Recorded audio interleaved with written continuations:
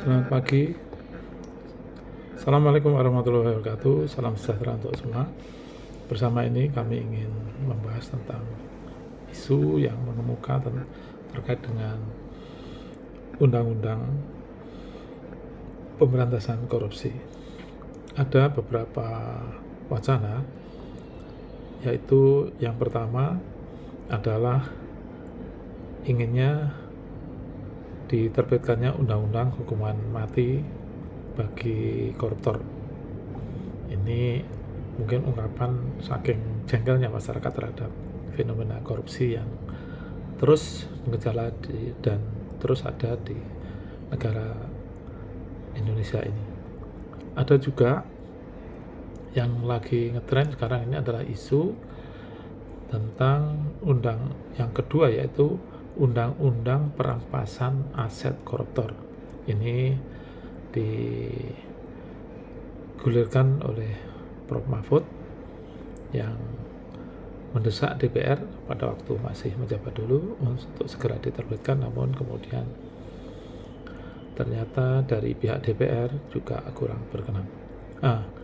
Di sisi lain, yang ketiga ini sebetulnya lebih penting untuk kemajuan dan mewujudkan good and clean government di pemerintahan kita, yaitu Undang-Undang Penyidikan Pasca Jabatan atau Post Power Investigation.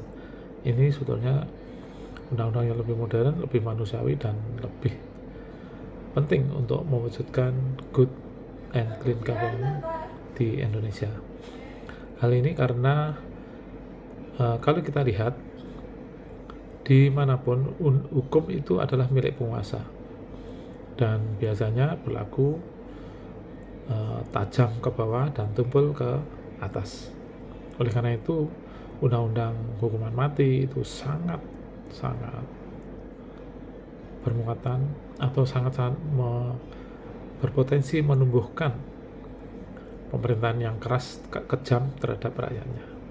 Begitu juga dengan undang-undang perampasan aset koruptor, di mana dalam sistem hukum yang tajam ke bawah dan tumpul ke atas ini sangat berpotensial untuk memungkinkan para pejabat-pejabat yang berkuasa, khususnya yang punya kekuasaan dalam penegakan hukum atau pemberantasan korupsi, untuk memanfaatkan atau menyalahgunakan kekuasaannya untuk kepentingan sebesar-besarnya ketika berkuasa.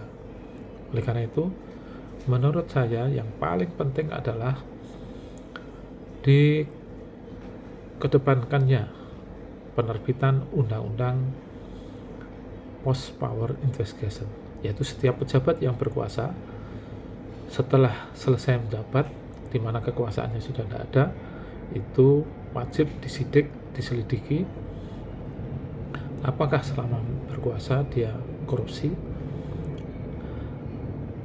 apakah ada ketidakwajaran antara gaji atau penghasilannya dibanding dengan kekayaan yang diperoleh setelah menjabat, baik itu di lingkungan sendiri maupun di lingkungan kerabatnya. Karena ketika menjabat dimungkinkan itu penyalahgunaan itu atau penyalahgunaan kekuasaan itu memungkinkan untuk menyembunyikan hasil rampasan kekayaannya ketika menjabat, sehingga antara pejabat dengan penjahat itu sangat mungkin terjadi.